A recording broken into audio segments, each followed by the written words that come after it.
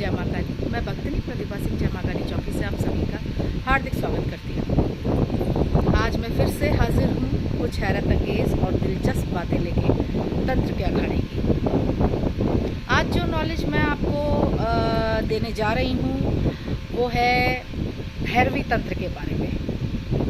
बहुत से बच्चे मुझसे ये क्वेश्चन करते हैं, मैम भैरवी तंत्र क्या हम सीख सकते हैं, और हम भैरवी तंत्र सीखना चाहते हैं, या हमें कोई कहता है कि वो हमें भैरवी तंत्र सिखाएगा, तो मैम क्या है ये।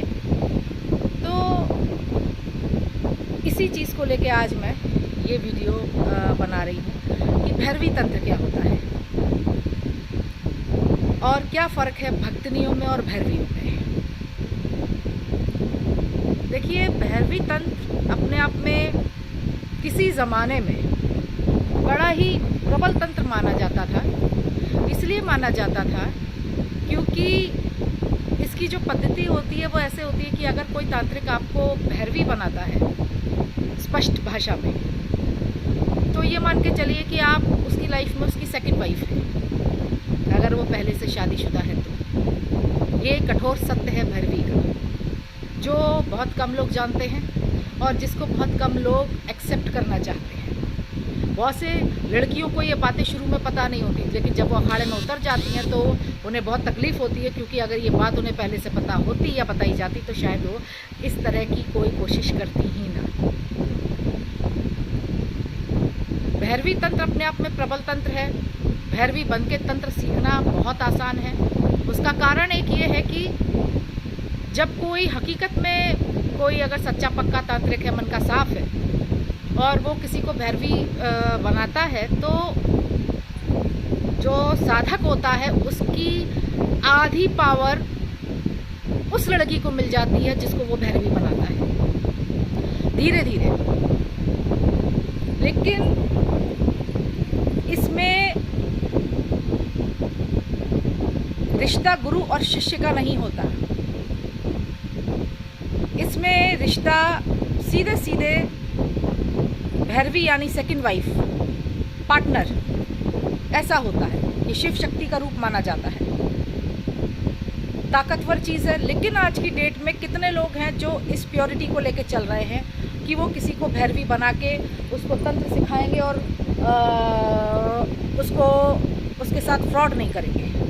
पहली बात, क्योंकि आज की डेट में इसी चीज़ को लेके बेहद फ्रॉड है। मैं यह बात आपको बता दूं, भैरवी के नाम पे बहुत से बच्चों की, बहुत सी बेटियों की ज़िंदगियां तबाह कर दी जाती हैं। क्यों? क्योंकि हम तुम्हें भैरवी बनाएंगे, और उनका पूरी तरह से मिसयूज़ किया जा रहा है। इसलिए बहुत सोच समझ के किसी की बातों में आए। मैं किसी पर्टिकुलर एक पर्सन का नाम नहीं ले रही हूँ। दुनिया में हर तरह के साधक हैं, अच्छे भी हैं, बुरे भी हैं। ये चयन आपको करना है। ये आपकी यहाँ पर आपकी सुदबुद्धि, आपकी सोच काम आएगी कि आपको भैरवी बनना है या नहीं। भैरवी अत्यंत प्रबल तंत्र है, ये बात 100% सच है।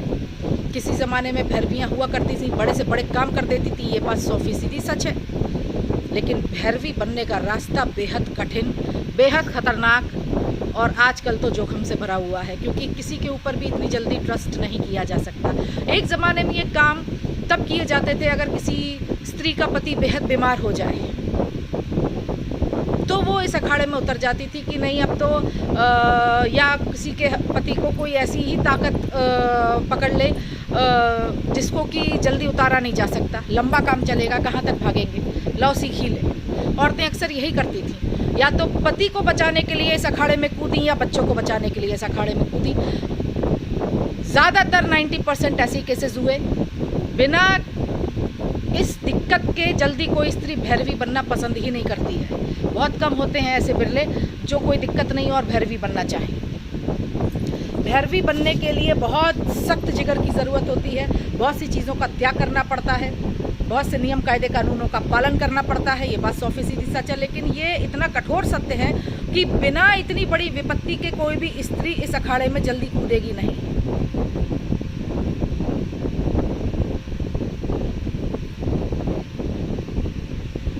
बहुत से केसेस ऐसे हुए कि औरतों ने अपने बच्चों को बचाने के लिए भैरवियाँ बन गई।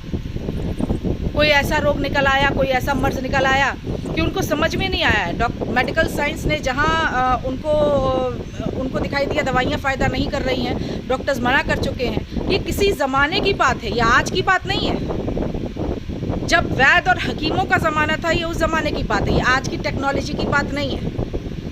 तब ये कदम उठाए जाते थे कि लाओ ये काम कर ले, क्योंकि बहुत दूर दूर गांव हुआ करते थे, इतनी टेक्नोलॉजीज़ नहीं थी, ठीक है ना। और लोगों के पास, हर किसी के पास इतना पैसा नहीं हुआ करता था कि वो हर तरीके का इलाज करा ले।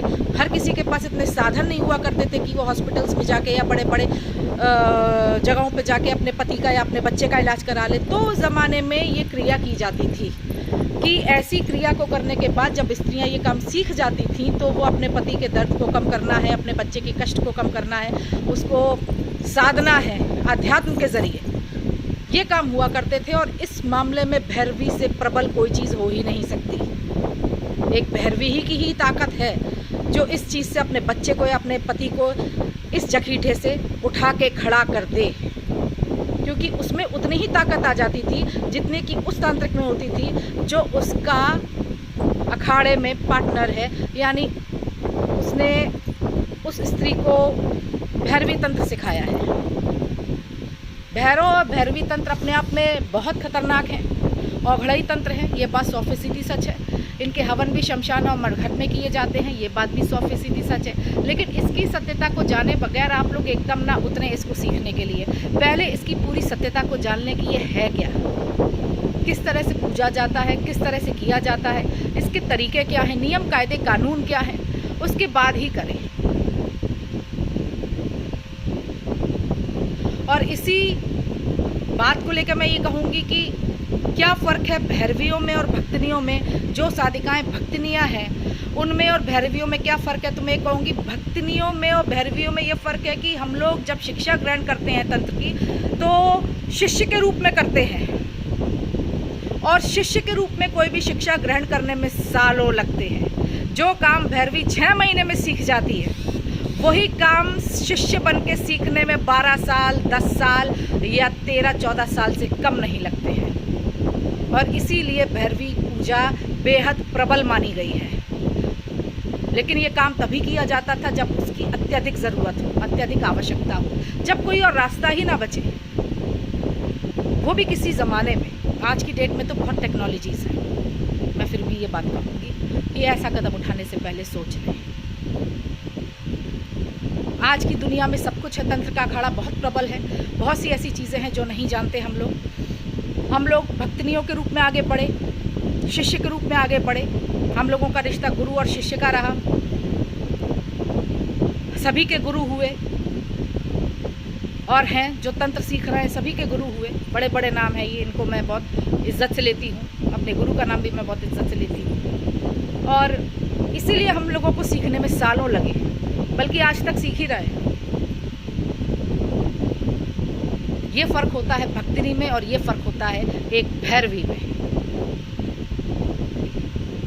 लेकिन जल्दी सीखने का मतलब ये नहीं कि हम कुएं में छलांग लगा दें। ये एक तरह का कुआं ही है, प्रबल है, पर इसकी सत्यता को हजम करने की ताकत हर किसी में नहीं होती।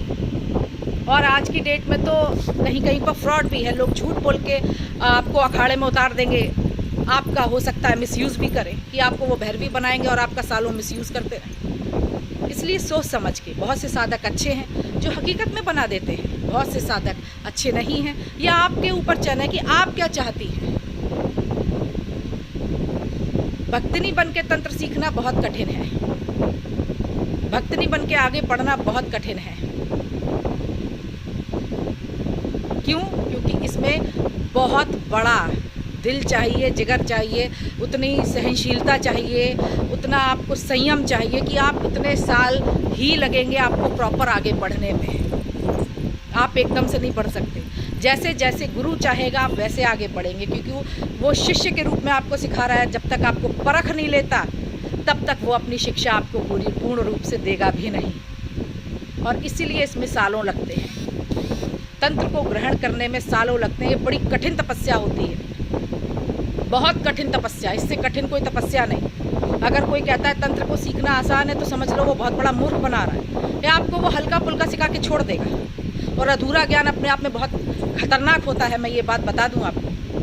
इसलिए इसलिए कहीं किसी के बहकावे में आप आ भी मत जाइएगा कि तंत्र बहुत आसान है सीखने। जी नहीं, इससे कठिन तपस्या कोई भी नहीं। इसको सीखना इतना आसान नहीं, और ख़ास सूरत से किसी गुरु का शिष्य बन के सीखना, भक्तनी बन के सीखना इतना आसान नहीं। इसी तरह की जानकारी मैं आपके लिए लाती रहूँगी। मैं भक्तनी प्रतिभा सिंह, जय माँ काली चौक से। जय माँ काली।